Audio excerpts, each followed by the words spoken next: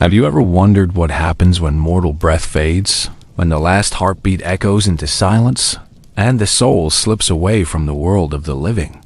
The ancient Greeks believed death was not an end, but a passage, a journey into a shadowed realm, mysterious, terrifying, and awe-inspiring. Tonight, no matter where you are, whether you're watching from the heart of New York City, from a quiet town in Texas, from the rolling fields of the Midwest, or perhaps on the West Coast, where the sun has just set, pause for a moment, look around you, and ask yourself, what time is it right now in your world? And how different might it be in the timeless lands below? Welcome, traveler, to the Greek Underworld, the kingdom of Hades, the story of Persephone, and the eternal fate of souls after death. So gather close. The gates are opening. The shadows stir, and your journey into the afterlife begins. The underworld beckons. The Greeks imagined the world of the dead as vast and layered, hidden beneath the earth, divided by rivers and guarded by powers beyond human comprehension. At the heart of it all was the ruler, Hades.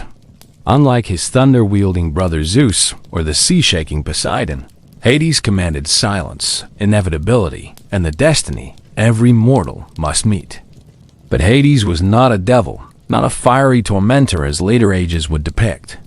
To the Greeks, he was stern, unyielding, but just a god who ensured order where chaos might reign. His kingdom was not made of flames, but of shadows, stone, and silence. And yet, it was also a place of mystery, beauty, and even love.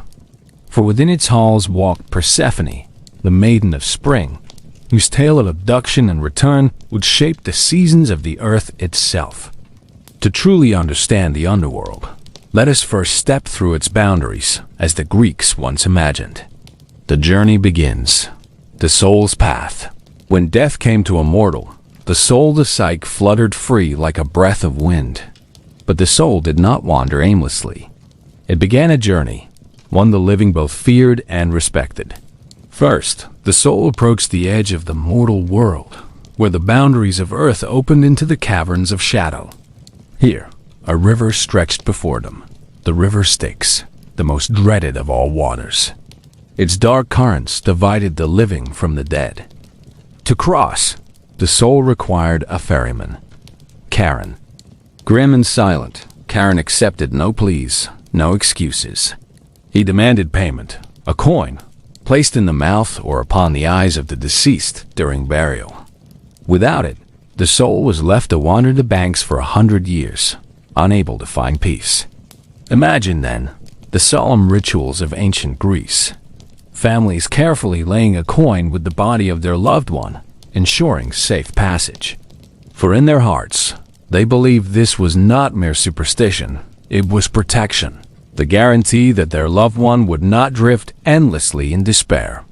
Once the coin clinked into Charon's skeletal hand, the journey began. The boat creaked, waters lapped against wood, and the soul glided into the depths. Around them, the underworld unfolded. The rivers of the dead. The Greeks spoke of 5 rivers winding through Hades' realm, each with its own nature, each shaping the fate of souls. There was the Styx, river of hatred and oaths, upon which even the gods swore their most binding promises. To break an oath sworn by the Styx was to invite death or exile from Olympus. Imagine, then, the power of such waters, dark and unyielding. There was the Lethe, river of forgetfulness. Souls destined for rebirth would drink from its waters and forget their past lives, stepping into the mortal world anew, with no memory of what came before. There was the Acheron, river of woe, whose very name meant sorrow. It was said to be the first great boundary encountered by the dead. There was the Phlegethon, river of fire, glowing not with earthly flames, but with a burning essence that licked its way through the caverns. And there was the Cocytus, river of lamentation, where the cries of the damned echoed eternally in its mist. These rivers together formed a labyrinth of fate, each whispering to the soul of its eternal journey. The gates of Hades. Past the rivers, Looming in the gloom stood the gates of Hades, bronze and iron, massive and unyielding. They guarded the threshold of the realm. And before them crouched a beast of nightmare and legend, Cerberus. Cerberus, the three-headed hound, bristling with fur like iron, eyes blazing like embers, jaws dripping with venom. His tails writhed like serpents, his growls echoed like thunder. His duty was simple: to prevent the living from entering and the dead from leaving. Yet even Cerberus could be deceived. Heroes like Orpheus, who came seeking the soul of his beloved Eurydice, would charm the beast with music. Heracles, tasked with capturing the hound as one of his labors, would wrestle the beast into submission. But for most souls, Cerberus was the final guardian, his snarl sealing their fate. And once the gates opened, there was no return. The realm of Hades. Inside lay a world unlike any the living had ever known. The air was heavy, the sky dim, lit only by ghostly shadows and the pale glow of the rivers. Souls drifted endlessly, pale and silent, like leaves in autumn wind. At the center stood the palace of Hades, a fortress of black stone, unadorned yet immense. There, on a throne of obsidian, sat the god of the dead himself. Hades, also called Platon, the wealthy one, for beneath the earth lay all the riches of the world: gold, silver, gems, fertile soil. His kingdom was not poverty, but abundance, hidden away from mortal eyes. He was stern, majestic, crowned with ebony, draped in darkness. His eyes were cold as iron, his words few but final. None could sway him once he had spoken. For Hades embodied inevitability. He was the end no man could escape. Yet beside him, bringing light into shadow, was his queen, Persephone. Persephone, queen of the underworld. The tale of Persephone begins not in darkness, but in light. She was the daughter of Demeter, goddess of grain, harvest, and fertility. Persephone was the maiden of flowers, laughter, and spring, whose touch made blossoms unfold and fields awaken. But Hades beheld her, and desire filled his heart. With the silent approval of Zeus, he rose from the earth one day as she wandered a meadow, and in a chariot of black steeds, he seized her and carried her into his realm. The earth closed above them. Her cries faded, and Demeter, searching endlessly, discovered her daughter was gone. In her grief, she neglected the fields, and famine spread across the earth. The gods begged her to relent, but Demeter refused. Not until her daughter was returned would she allow life to flourish again. Zeus, pressed by the cries of starving mortals, sent Hermes' swift messenger to negotiate. Hades agreed to release Persephone, but before she left, he offered her the seeds of a pomegranate. Persephone ate. 6 seeds only, yet enough to bind her to the underworld. For those who consumed the food of Hades could never be wholly free. Thus was born the cycle of seasons. For part of the year, Persephone returned to her mother, and the earth flourished in spring and summer. But for the other part, she descended again to her throne beside Hades, and autumn's chill gave way to winter's silence. The fate of souls? Not all who entered Hades' realm shared the same destiny. The Greeks believed in judgment and a sorting of souls. At the crossroads of the underworld stood the 3 judges, Minos, Rhadamanthus, and Aeacus. Each soul came before them, and based on the life they had lived, their fate was decreed. The wicked, cruel, and treacherous were cast into Tartarus, the deepest abyss, where punishment was eternal. Here, the great sinners endured endless torment. Tantalus, forever thirsty with water just beyond his reach. Sisyphus, forever pushing a boulder up a hill, only for it to roll back again. The ordinary souls, neither virtuous nor vile, drifted in the asphodel meadows, a gray plain of forgetfulness, where shades wandered without joy or sorrow.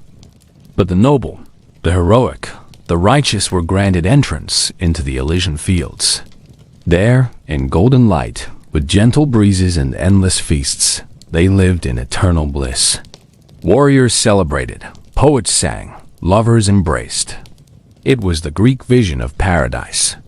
Some believed beyond even Elysium lay the Isles of the Blessed, a realm reserved only for the greatest heroes, those reborn 3 times and proven pure each life.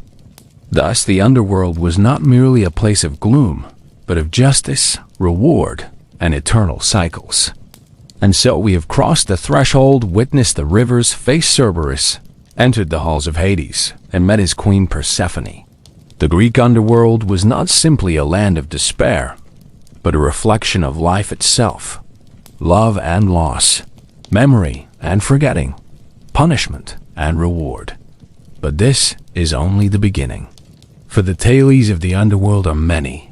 Heroes who dared descend and return, mysteries of rebirth and reincarnation, and the secrets of death that shaped the Greek view of existence itself.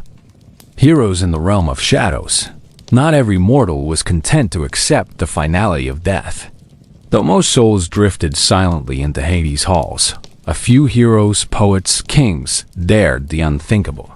They crossed the threshold of life and death, sought to bend the rules of fate, and in doing so, revealed the mysteries of the underworld.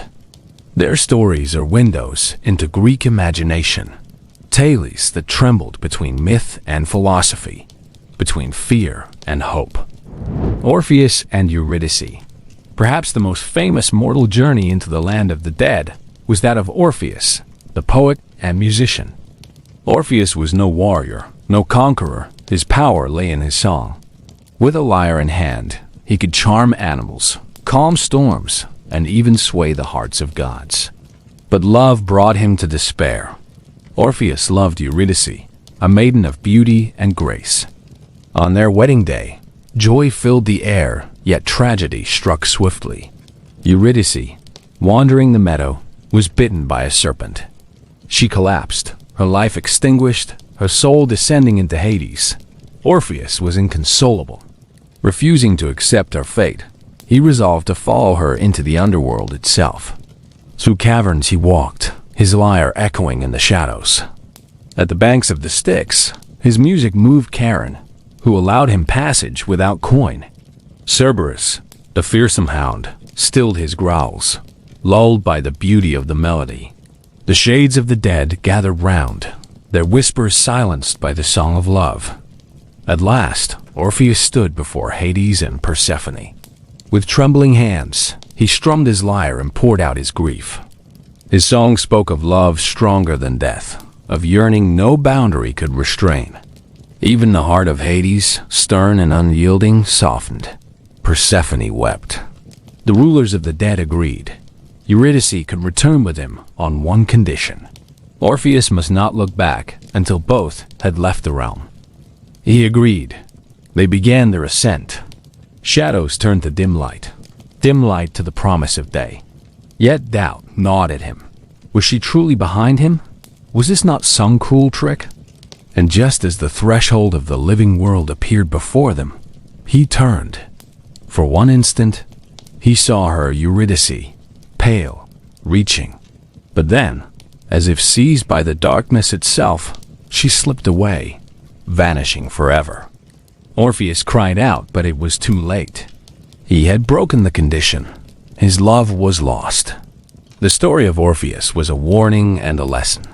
That trust must endure, that doubt could undo the greatest gifts. But it was also a reminder of the unyielding law of Hades.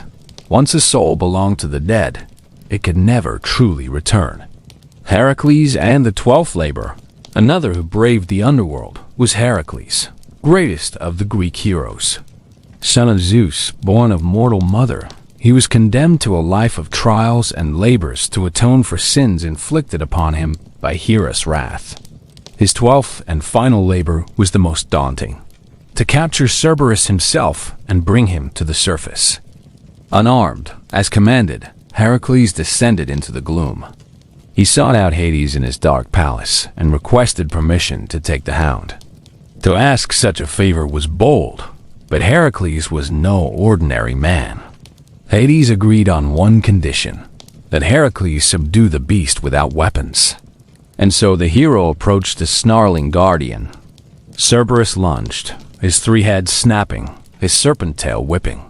Yet Heracles, with strength unmatched, seized the hound in his arms. The struggle was immense, jaws tearing, muscles straining. But slowly Heracles forced Cerberus into submission. With the hound subdued, Heracles carried him into the world of the living. Terrified mortals fled at the sight. Yet once his labor was complete, Heracles returned Cerberus to Hades, unharmed. This tale was not just about strength, it was about respect. Heracles did not steal, did not kill, but asked permission and honored his promise. Odysseus and the Nicaea. But not all who entered the underworld came to rescue or capture. Some came seeking knowledge. Odysseus, the wily king of Ithaca, hero of the Trojan War, sought the path home after years of wandering. But storms, monsters, and divine wrath delayed him. Desperate for guidance, he turned to the sorceress Circe. She told him, to find his way, he must consult the prophet Tiresias, who was dead. So Odysseus journeyed to the edge of the world, to the land of the Cimmerians, where the mist never lifted. There he performed the ancient rites, digging a pit, pouring libations of honey, milk, and wine, sprinkling barley, and sacrificing black sheep. From the earth, the shades arose. He stood guard, sword in hand, until Tiresias appeared. The blind prophet drank of the blood and spoke. He revealed to Odysseus the trials yet to come, the wrath of Poseidon, the perils of Scylla and Charybdis, the temptation of the cattle of Helios. But he also foretold that Odysseus would at last return home, though late, alone, and in sorrow. Among the shades, Odysseus also saw the souls of heroes, Achilles, who declared he would rather be a slave among the living than a king among the dead. Ajax, still wrathful and refusing to speak, and Agamemnon, lamenting his betrayal and murder. This vision of the underworld was grim. Shades powerless, joyless, longing for the world of the living. It revealed the Greek belief that even glory in life faded into shadow in death. Theseus and Pirithous. Then there were those whose ambition led them to folly. Theseus, the hero of Athens, and his companion Pirithous, king of the Lapiths, were bound by friendship. They swore to marry daughters of Zeus himself. Theseus chose Helen, and indeed carried her off when she was but a maiden. But Pirithous sought more. He sought Persephone, queen of the underworld, as his bride. Together, the two descended into Hades, daring what no mortals had dared, to challenge the god in his own realm. But Hades was no fool. He welcomed them with false courtesy, invited them to sit upon stone benches. Yet once they sat, the rock itself clutched them, binding them immovably. They were trapped, condemned to remain in the shadows forever. Theseus was eventually rescued, some say by Heracles on his own journey. But Pirithous remained bound, punished for his hubris. This story was a warning. Desire unchecked, ambition untempered, would lead not to glory, but to ruin. Aeneas and the Roman vision. Though Greek in origin, the tales of the underworld would echo through Roman myth as well. In the epic of Virgil, Aeneas, destined to found Rome, also journeyed into Hades. Guided by the Sibyl, he carried a golden bough as his token of passage. He crossed the rivers, soothed Cerberus with drugged honey, and walked the paths of the dead. There he met Dido, queen of Carthage, whom he had abandoned. She turned from him in silence, returning to the shade of her husband. But he also saw the souls waiting to be reborn, the vision of Rome's future, great generals, statesmen, and emperors yet to come. Augustus himself, Virgil's patron, was foreshadowed as a destined ruler. For the Romans, the underworld was not only a place of endings, but of beginnings, a vision of destiny, empire, and eternal legacy. The mysteries of rebirth. The underworld was not merely a place of death. For some Greeks, it was a place of transformation. Through the teachings of the Orphic cults, it was believed that the soul did not end in Hades, but cycled through death and rebirth. By drinking from the river Lethe, souls forgot their past lives and returned to the mortal world. But those initiated into the mysteries were taught to resist Lethe, to drink instead from the river Mnemosyne of memory and escape the cycle. Such teachings suggested a hope beyond death, a path to divine union, to liberation from endless suffering. And so, through the footsteps of Orpheus, Heracles, Odysseus, Theseus, and Aeneas, we glimpse the many faces of the underworld. It was a place of sorrow and love, of judgment and fate, of folly and wisdom. For the Greeks, these stories were more than entertainment. They were lessons about trust and doubt, ambition and respect, glory and humility, and the unyielding truth of mortality. Yet still, mysteries remain. What truly awaited beyond the final veil? What secrets did the Greeks hide in their sacred rites, their rituals of Eleusis, their whispered prayers to the dead? The secrets of the underworld. The stories of Orpheus, Heracles, and Odysseus revealed the underworld as a place of shadow and judgment. But for the Greeks, the land of the dead held more than fear. It held mystery sacred, hidden, whispered from initiate to initiate in secret rites that promised not despair, but hope. These were the Eleusinian Mysteries, the most sacred religious traditions of ancient Greece, celebrated for nearly 2,000 years in honor of Demeter and Persephone. The Eleusinian Mysteries. Every year, in the town of Eleusis near Athens, pilgrims gathered. From kings to commoners, men and women, rich and poor, all sought initiation. Their journey began with fasting, purification, and sacrifices. They walked the sacred way from Athens to Eleusis, chanting hymns, carrying torches, reenacting the sorrow of Demeter as she searched for her lost daughter. At the heart of the mysteries lay the myth of Persephone. Her descent into Hades and her return to the living world were not only explanations for the cycle of seasons, they were symbols of the soul's journey through death into rebirth. The initiates were shown sacred objects, heard words never to be repeated outside the sanctuary, and witnessed rituals in torchlight that revealed the promise of life beyond death. Ancient writers hinted at visions of grain sprouting from barren earth, of fire and darkness yielding to light, of Persephone ascending with the dawn. What exactly happened remains unknown, for the mysteries were kept in silence. To reveal them was punishable by death. Yet those who participated swore that the fear of death was lifted, that they no longer saw the grave as an end, but as a passage. In the mysteries, Hades was not a tyrant, but part of a divine cycle. Persephone's presence in his realm was not only a loss, but a link between the living and the dead, between despair and hope, between winter's silence and spring's return. Hades and Persephone, symbols beyond myth. For the Greeks, gods were not merely figures of power, they were reflections of the human condition. Hades represented inevitability, the truth that all mortal things must end. He was feared because he was certain, because no wealth, no power, no hero's strength could escape his reach. And yet he was not cruel. He ruled fairly, rewarding the just, punishing the wicked, and guarding the balance of the world. Persephone, meanwhile, symbolized renewal. She was the seed buried in the earth, the flower that returned after winter, the soul that crossed from death into life. In her, the Greeks saw that even in the darkest night, there was the promise of dawn. Together, Hades and Persephone were not simply king and queen of the underworld. They were a cosmic pair, embodying death and life, despair and hope, ending and beginning. The legacy of the underworld. The influence of these myths reached far beyond Greece. The Romans reshaped them into their own visions of afterlife and empire. Later, poets and philosophers reinterpreted them. Plato spoke of the soul's journey through judgment, echoing the rivers of Hades. Early Christian thinkers contrasted the underworld with visions of heaven and hell.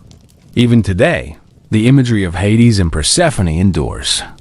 In literature, in art, in modern retellings, their story speaks to something timeless. The fear of death, the longing for renewal, the mystery of what lies beyond. When you imagine death, do you picture endless shadow, like the shades Odysseus saw? Or do you imagine fields of bliss, like the Elysium of the heroes? Or perhaps you see in Persephone's return the hope that every ending holds a seed of beginning. Conclusion: the cycle of life and death. And so we return to the question we asked at the beginning. What happens when breath fades, when the last heartbeat echoes into silence? For the ancient Greeks, the answer was both simple and profound. The soul journeyed into Hades' realm. It faced judgment, wandered the meadows, or feasted in Elysium. It remembered or forgot. It suffered or rejoiced. But above all, the underworld reminded them that death was not chaos. It was order, balance, and part of the eternal cycle. Just as Persephone descended and rose again, so too did the seasons, the crops, the rhythms of life. Death was not the enemy of life, but its twin. And now, traveler, our journey through the Greek underworld draws to a close. You have crossed the Styx, faced the Hound, stood before Hades' throne, and walked beside Persephone through shadow and light. But before you depart back to your own world, I ask you this: if you have found meaning in these stories, if you have glimpsed truth in the myths of old, do not let them vanish into the silence of the underworld. Keep the torch burning. Leave your voice here in the realm of the living. Share your thoughts in the comments below. If these tales have stirred your imagination, let your offering be a sign. Strike the button of like as if placing a coin for Charon himself. And if you wish to journey further with us through myths, histories, and worlds long past, then swear the sacred oath and subscribe, so you will never be left wandering in the shadows. For the next story awaits, and like Persephone's return, we shall rise again with it. Until then, traveler, remember the lesson of Hades' kingdom. All things end, but in every ending lies the seed of a new beginning.